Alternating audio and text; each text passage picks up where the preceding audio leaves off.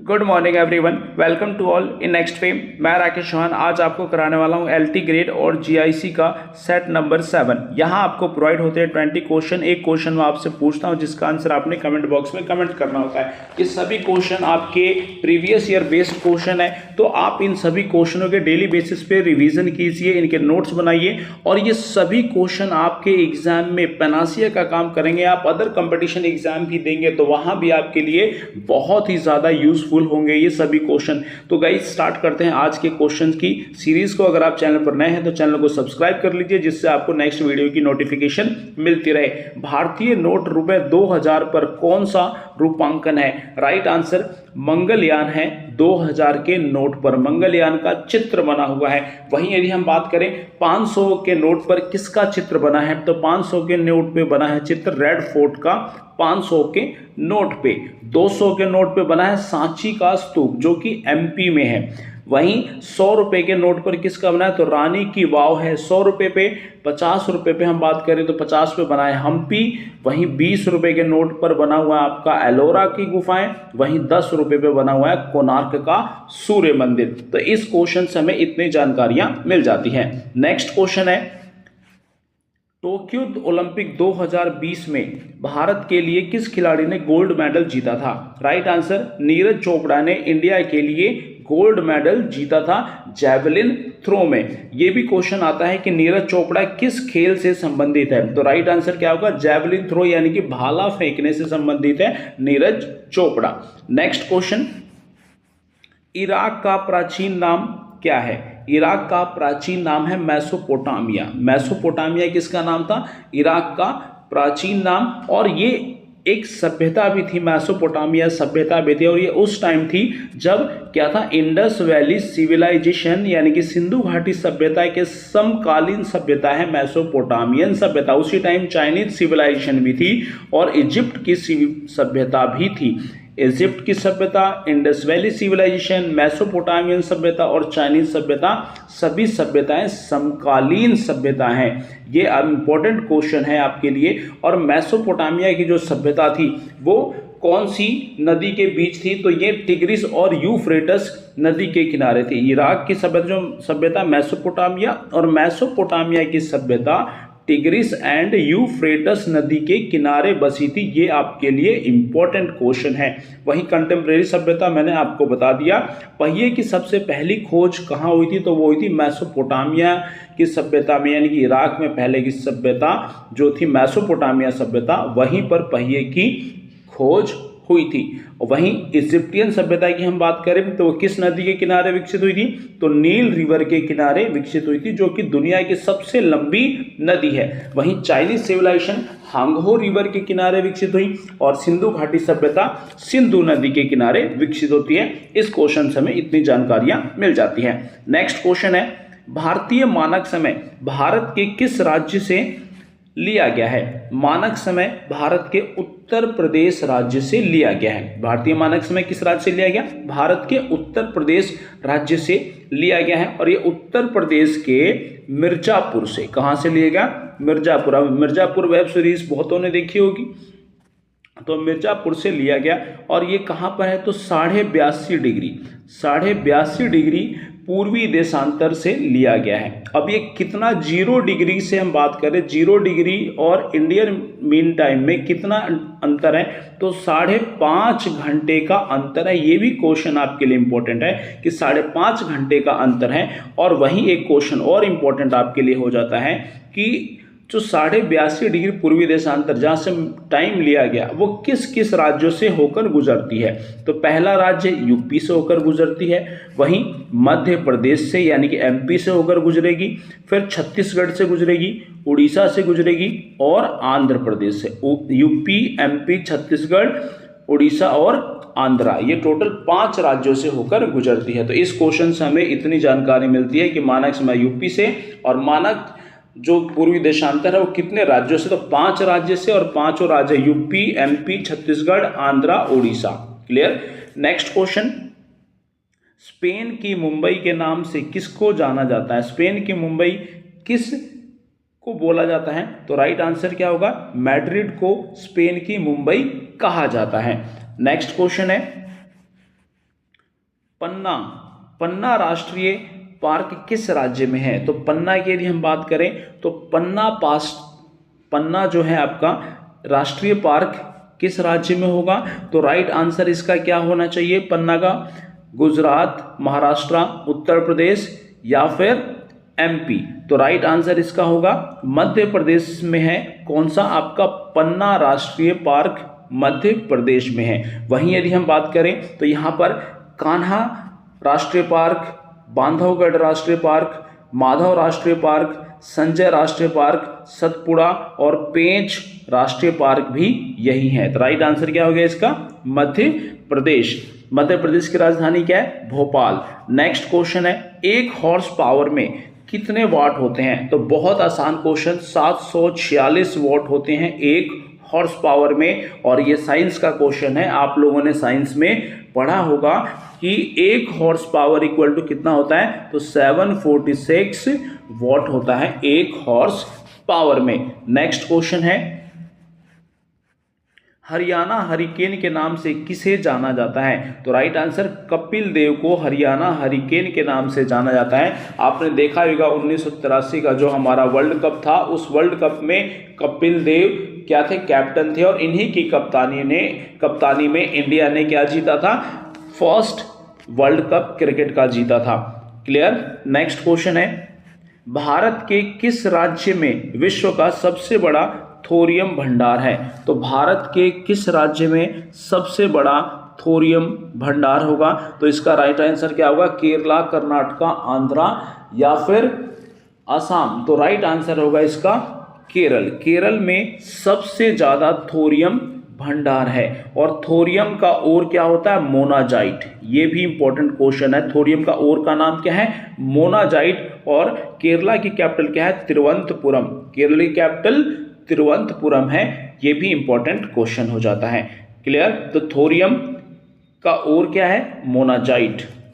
Next question, Mumbai high किससे संबंधित है? तो राइट आंसर क्या होगा? मुंबई हाई किससे संबंधित होगा? पेट्रोलियम से। पेट्रोलियम से संबंधित है मुंबई हाई। ये बचपन के जब हम बुक पढ़ते थे फिर 4th में थे तो वहां भी क्वेश्चन आता था मुंबई हाई की क्या है? तो वो पेट्रोलियम से संबंधित है मुंबई हाई। नेक्स्ट क्वेश्चन है, खेतड़ी किसके लिए प्रसिद्ध है? तो खेतड़ी की यदि हम बात करें तो खेतड़ी है आपका प्रसिद्ध तांबे के लिए। किसके लिए प्रसिद्ध है? तांबे के लिए। और खेतड़ी कहाँ है? तो यह है आपका राजस्थान में। राजस्थान में है खेतड़ी और यह प्रसिद्ध है कॉपर के लिए। किसके लिए? कॉपर के लिए। यदि हम बात करें कॉपर के ओर की बात करें तो कॉपर का ओर क्या क्या होता है? मैलाकाइट, एज्यूराइट और आपका क्यूप्राइट। 3 और बता दिया मैंने आपको, मैलाकाइट, एज्यूराइट एंड क्यूप्राइट। क्लियर? वहीं हम बात करें कॉपर, कॉपर क्या होता है? गुड कंडक्टर है। आपने देखा होगा घरों में जो इलेक्ट्रिसिटी पास होती है किससे पास कराते हैं उसको? कॉपर से। क्लियर? नेक्स्ट क्वेश्चन है, निम्न में से कौन सा भूरा कोयला है? भूरा कोयला यानी कि ब्राउन कोल कौन सा है इसमें से, ये हमें बताना है। तो देखो एंथ्रासाइड, बिटुमिनस, कोक या फिर लिग्नाइट। तो कौन सा इसमें है ब्राउन कोल? अब इसका आंसर एक समझते हैं हम।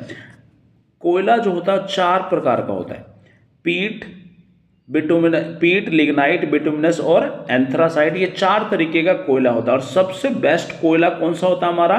तो वो होता है एंथ्रासाइड। एंथ्रासाइड सबसे बेस्ट कोयला माना जाता है। तो यहाँ पर क्वेश्चन है ब्राउन कोल किसको कहा जाता है? तो राइट आंसर क्या होगा? लिग्नाइट को बोला जाता है ब्राउन कोल। क्लियर? नेक्स्ट क्वेश्चन, गोल क्रांति का संबंध किससे है? गोल क्रांति का संबंध, देखो गोल क्रांति का संबंध किससे होगा? आलू से। सिंपल सी बात, गोल क्रांति का संबंध किससे होगा? आलू से, क्योंकि आलू कैसा होता है? गोल होता है। गोल क्रांति का संबंध आलू से। सिल्वर क्रांति का संबंध किससे होता है? तो वो होता है अंडे से। क्लियर? सिल्वर क्रांति का संबंध अंडे से। अब हम बात करें कि ग्रीन रेवोल्यूशन का संबंध किससे? हरी क्रांति का यानी हरित क्रांति। तो वो है आपका जो गेहूं उत्पादन से। क्लियर? अब इसको लाया कौन था इंडिया में? तो MS स्वामीनाथन इसको लाए थे। MS स्वामीनाथन इसको लाने वाले थे ग्रीन रेवोल्यूशन को। वहीं वर्ल्ड वाइड हम बात करें ग्रीन रेवोल्यूशन कौन लेकर आया? तो वो लेकर आए थे Norman Borlaug. Norman Borlaug world wide थे और इंडिया में MS स्वामीनाथन। क्लियर? और MS स्वामीनाथन को नोबेल प्राइज भी दिया गया था। वहीं दूध क्रांति की हम बात करें, व्हाइट रिवॉल्यूशन की हम बात करें, व्हाइट रिवॉल्यूशन अगर पूछा जाए किस संबंधित है तो मिल्क से, मिल्क का कलर कैसा होता है, व्हाइट होता है। और दूध क्रांति यानी कि व्हाइट रेवोल्यूशन कौन लेकर आया था, तो डॉक्टर वर्गीस कुरियन लेकर आए थे। ये भी आपके लिए इंपॉर्टेंट क्वेश्चन है। नेक्स्ट क्वेश्चन है, भारत में ऑपरेशन फ्लड कार्यक्रम, ऑपरेशन फ्लड का जो कार्यक्रम था ये कब शुरू हुआ, तो राइट आंसर ऑपरेशन फ्लड जो होता है यानी कि दूध क्रांति, ये हुआ 1970 में। ऑपरेशन फ्लड किससे संबंधित है, मिल्क रेवोल्यूशन यानी कि व्हाइट रेवोल्यूशन से संबंधित क्या है आपका ऑपरेशन फ्लड, और ये दूध से संबंधित है। तो राइट आंसर कब शुरू हुआ, ये 1970 में। क्लियर। नेक्स्ट क्वेश्चन है, ऑपरेशन फ्लड का संबंध किससे संबंधित है, फिर वही एक क्वेश्चन रिपीट हो गया। यानी कि ऑपरेशन फ्लड अभी बताया आपको किससे संबंधित है, दूध उत्पादन से संबंधित है। और इसको इंडिया में लाने वाला कौन व्यक्ति था, तो डॉक्टर वर्गीस कुरियन इंडिया में लाने वाले व्यक्ति थे और 1970 में। क्लियर। नेक्स्ट क्वेश्चन, भारतीय संविधान के मौलिक कर्तव्यों का उल्लेख किस अनुच्छेद में है, तो राइट आंसर 51A में है मौलिक कर्तव्य का उल्लेख। मौलिक कर्तव्य का उल्लेख कहाँ है, 51A। अब 51A में जो मौलिक कर्तव्य है, मौलिक कर्तव्य कहाँ से लिया गया, तो ये लिएगा भाई रशिया से। कहाँ से लिया गया, रशिया से। रशिया इंडिया का सबसे पुराना मित्र है रशिया, और आपको ये पता है कि इंडिया में क्या रशिया पुराना मित्र है। और जो 51A में भारतीय संविधान में मौलिक कर्तव्यों का उल्लेख किया गया है, ये भी इंपॉर्टेंट है। और ये जो कर्तव्य है ये टोटल इनकी संख्या कितनी है, तो वो है 11। टोटल संख्या कितनी है इनकी, 11।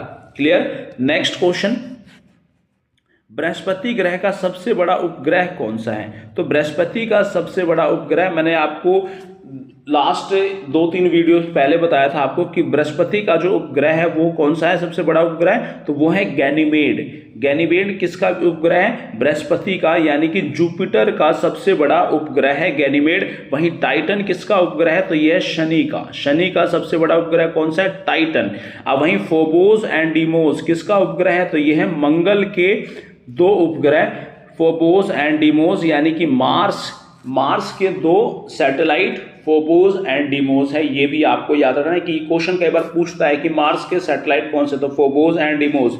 टाइटन शनि का सबसे बड़ा उपग्रह है और शनि को छल्ले वाला ग्रह भी कहा जाता है। क्लियर। नेक्स्ट क्वेश्चन है, गुरु गोविंद सिंह का जन्म कहाँ हुआ था, तो गुरु गोविंद सिंह की हम बात कर रहे हैं। तो गुरु गोविंद सिंह का जन्म हुआ भाई पटना में। कहाँ हुआ, पटना में गुरु गोविंद सिंह का जन्म हुआ था। अब ये जन्म कब होता है, तो 5 जनवरी 1666 को गुरु गोविंद सिंह का जन्म हुआ होता है। और ये 10वें गुरु थे, सिखों के 10वें गुरु थे। इन्होंने फिर उसके बाद गुरु की जो पद थे वो ही खत्म कर दिया, उसके बाद कोई भी गुरु नहीं बना। इन्होंने खालसा पंथ की स्थापना की। किसकी स्थापना की इन्होंने, खालसा पंथ की इन्होंने स्थापना की थी।